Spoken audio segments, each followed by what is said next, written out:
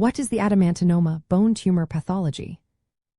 Imagine a rare tumor that quietly grows in your bones, often affecting the middle-aged and young adults. That's what an adamantinoma is, a slow-growing but locally aggressive bone tumor. It mainly appears in the long bones, especially the shaft of the tibia, which is the larger bone in your lower leg. Although it is classified as a low-grade malignant tumor, it can cause significant bone destruction if not treated properly. Pathologically, adamantinoma has a unique biphasic pattern, meaning it contains two different types of tissue. One part is made up of epithelial cells, which are cells that line surfaces and from glands.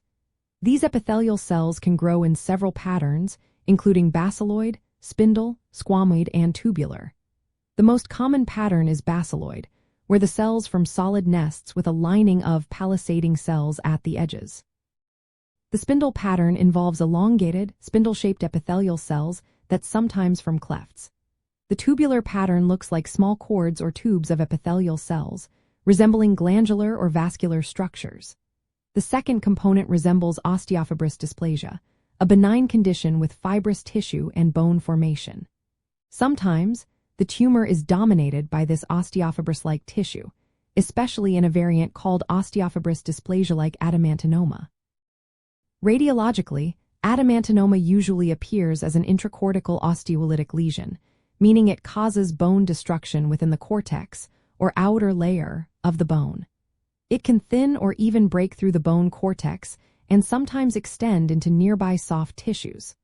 Under the microscope, the tumor shows clusters of epithelial cells embedded in a fibrous stroma, along with new bone formation. The tumor cells tend to have low nuclear atypia, indicating they look relatively normal, which aligns with its low-grade classification. Clinically, patients with adamantinoma often are between their teens and middle age, with an average age around 40. The tumor grows slowly but can cause local damage, leading to pain or swelling. Because it is locally aggressive, surgical removal is usually necessary.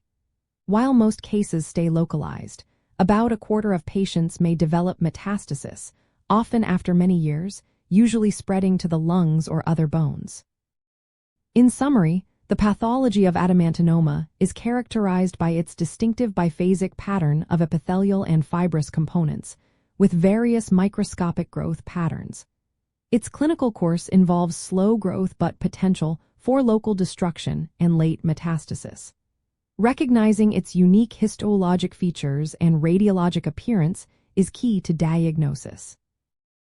It often overlaps with benign conditions like osteofibrous dysplasia, especially in certain variants, making accurate diagnosis crucial. If you or someone you know is dealing with a suspected bone tumor, consulting a healthcare professional for proper evaluation and treatment is essential, as each case can vary widely.